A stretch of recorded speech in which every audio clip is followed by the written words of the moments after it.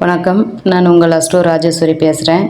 இன்றைக்கி என்ன தலைப்புனா, கலத்திர தோஷம், மாங்கல்ய தோஷம், தார தோஷம், ராகு கேது தோஷம், எத்தனையோ தோஷங்கள் இருக்குது திருமணத்தில்.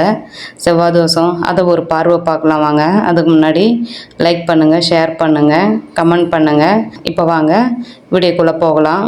இப்போ ஒன்றும் இல்லைங்க, லக்னத்தில் 7ல் ராகு கேதுக்கள் இருந்தால் அது ராகு கேது தோஷம் அப்படின்னு சொல்கிறது. அதுதான் கலத்திர தோஷம். கலத்திர தோஷம் என்ன செய்யும் அப்படின்னா, திருமணத்தை லேட் பண்ணும்.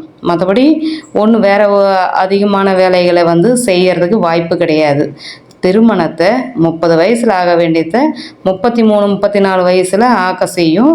அதுதான் ராகு கேதுக்களால் முடியும். அதுதான் கலத்திர தோஷம் அப்படின்னு சொல்கிறது. அதில் உள்ளே போயிட்டு விதிவிலக்கு விதியெல்லாம் பார்க்குறது வேறு. ஆனால் பேசிக்காக லக்னத்துலேயோ லக்னத்துக்கு 2ல் இல்லை 7ல் 8ல் ராகு கேதுக்கள் இருந்தால் அது கலத்திர தோஷம், ராகு கேது தோஷம்னு சொல்கிறது. அது ஒரு விதி.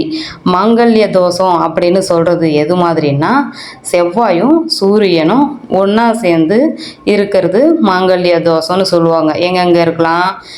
லக்னத்தில் 7ல் 8ல் அந்த மாதிரிலாம் செவ்வாய் சூரியன் ஒன்றா இருந்தால் மாங்கல்ய தோஷம் அப்படின்னு சொல்கிறது. இப்போ செவ்வாய் சூரியன் மாங்கல்ய தோஷம் ஓகே. அது எது மாதிரியான வேலைகள் செய்யும்னா, செவ்வாய் சூரியன் அந்த திசை வந்தால் பிரச்சனைகளை உண்டாக்கும். மாங்கல்யத்துக்கு பிரச்சனை வரலாம். அதாவது ஆண்களுக்கு இருந்தால் பெண்களுக்கும், பெண்களுக்கு இருந்தால் ஆண்களுக்கும் பிரச்சனைகள், டைவர்ஸ் அந்த மாதிரி ஆகிறதோ, இல்லை இல்லாமல் கணவன் மனைவி இல்லாத போகிறதோ அந்த மாதிரி நடக்கும். அந்த திசை வரல அப்படின்னா என்ன பண்ணணும்னா, அடிக்கடி சண்டை சச்சரவுகள் வரும். கோச்சிக்கிட்டு போவாங்க, வீட்டுக்கு வருவாங்க.